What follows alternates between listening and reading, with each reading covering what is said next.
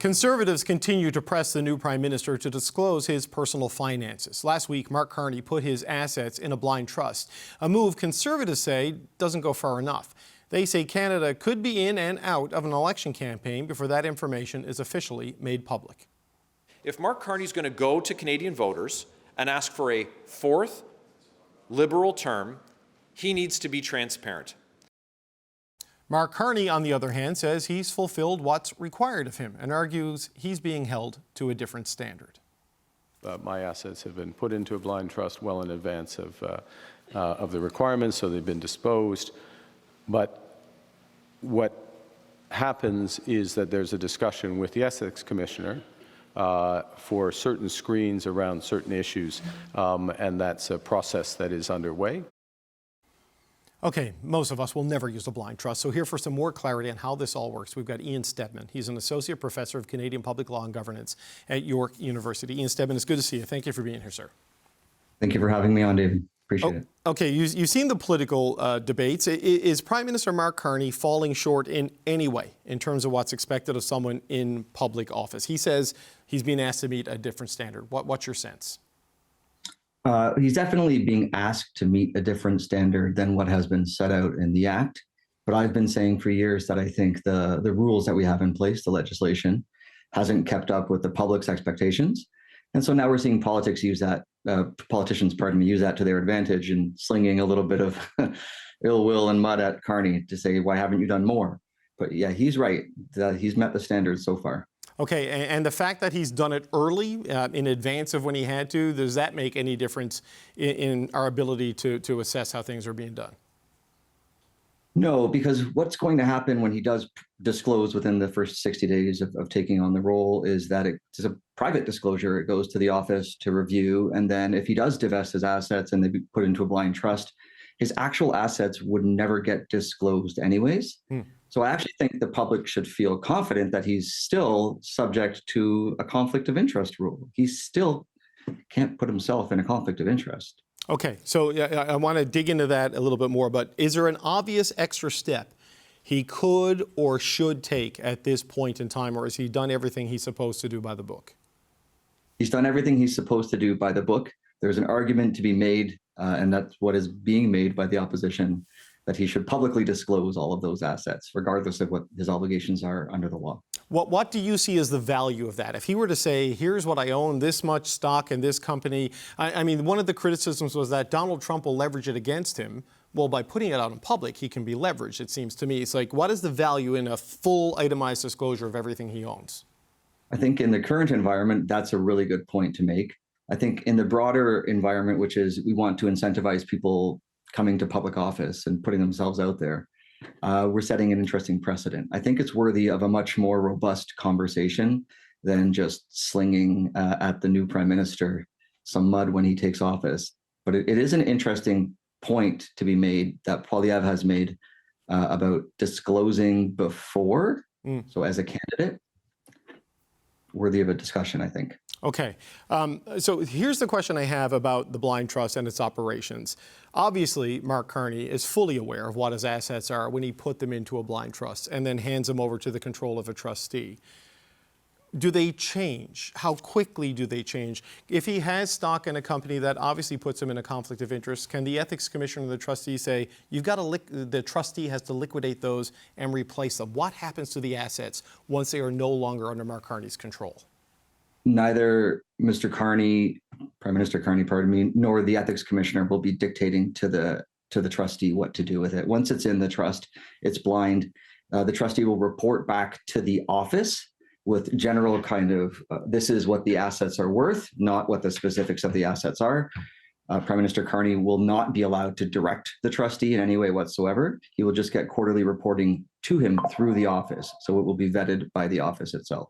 So what typically happens with the asset mix when a public office holder puts them in? Because I know there are definitions in the rules saying you can't have any assets that put you materially in a conflict, right? Where you can obviously enrich yourself by the actions of the public office you hold. So let's do a thought argument. I'm the new Minister of Heritage. I have $1 million in stock in the Canadian Broadcasting Corporation. I put that in a blind trust. I know that's there, so I can take steps to make that stock more valuable. How do we guard against what would be an obvious thing you could do as a public office holder if, even if it's in a blind trust, you know what you put in? How is that guarded against in this system? I mean, you know what you put in, but the idea being that you don't know what happens to it when it's being managed by someone else. So you should still, in your conversations with the ethics commissioner, put something in place that says you shouldn't be investing in this area or making decisions about this area if the ethics commissioner knows you have assets in a particular sector. But the idea with a blind trust is that once it's in, it could be sold immediately, and you really have no idea. You really are guessing. That being said, there are some assets, like if you're President Trump and your name is on a building, that you'll know when it's sold. No, look, yes, I understand, and big real estate things, but the issue, like, let's say, for example, the Prime Minister talked about this today, his role in Brookfield. He says he's going to need an ethics screen, a conflict of interest management system of some kind to deal with Brookfield. So if he has shares, stock options, or anything in Brookfield in his blind trust, could the ethics commissioner or the trustee say those have to be dealt with, even if it is in a blind trust? How do you manage something like that and a conflict of interest screen to put yourself beyond reproach? So lots of ministers have screens in place.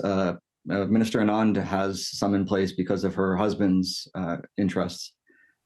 So it is quite standard procedure, to be honest, for the ethics commissioner to say, you have these assets, we're going to put a screen in place for a period of time. It could be the case that the screen stays in place throughout the whole term of office, but that's going to be something that's negotiated, and then it would be publicly disclosed on the registry, which is on the ethics commissioner's website, when that screen is put in place.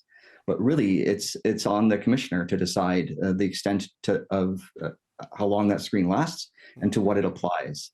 Right. So what does the screen mean, just in terms of its day-to-day function? So you use the example of Minister Anand. So, when you're a minister, you can be recused because there's a full cabinet. When you're the Prime Minister, you're so central.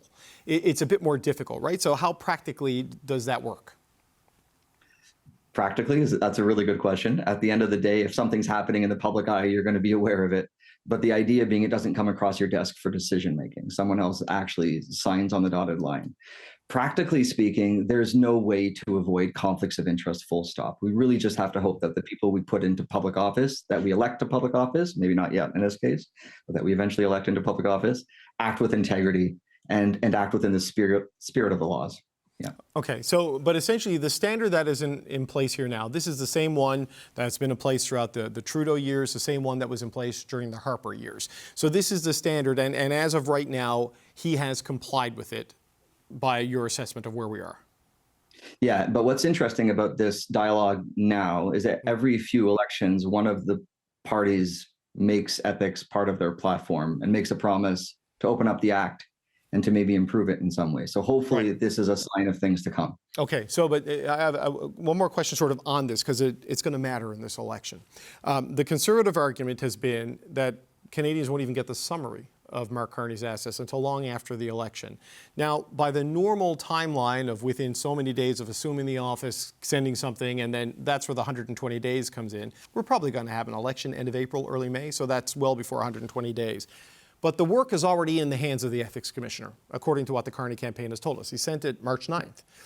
Does that allow the ethics commissioner? Is there a world where the ethics commissioner could do the public summary and have it out there before election day, assuming those timelines I gave us hold? Right. The timeline is a maximum. So within 120 days, that public disclosure statement needs to be signed. It is possible that the ethics commissioner turns it around, hands it to Carney, and says, sign this within 20 days.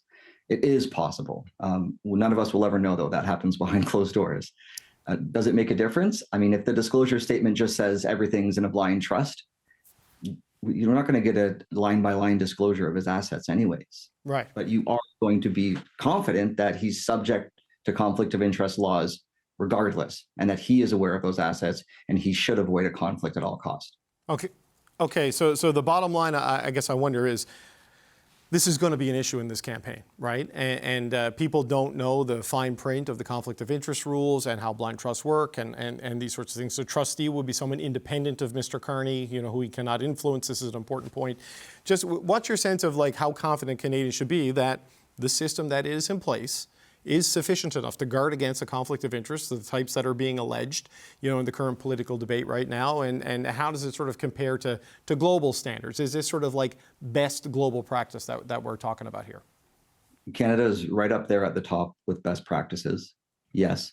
Should we be confident? There's nothing unique about Prime Minister Carney that we haven't seen before. It's the same standard for anyone who becomes a minister or a prime minister. You have that 60 days to file and another 60 days to publicly disclose. He holds assets like everyone else has held assets. There's nothing unique here that we've never seen before. It's the same standards that we've always applied. If we think we need a better standard or a higher standard, hopefully that makes it into some of the parties' platforms. But as you look at it right now, is there a problem here that needs to be solved? Or is this a political argument? It's political. It's just political banter. It's more capital to launch these grenades at him than you lose, by not launching them. So it just looks good for Waliev right now, I think. Well, Ian Stedman, I appreciate that. A sober examination of all this. Ian Stedman of York University. Thank you, sir. We appreciate your time today. Thank you for having me.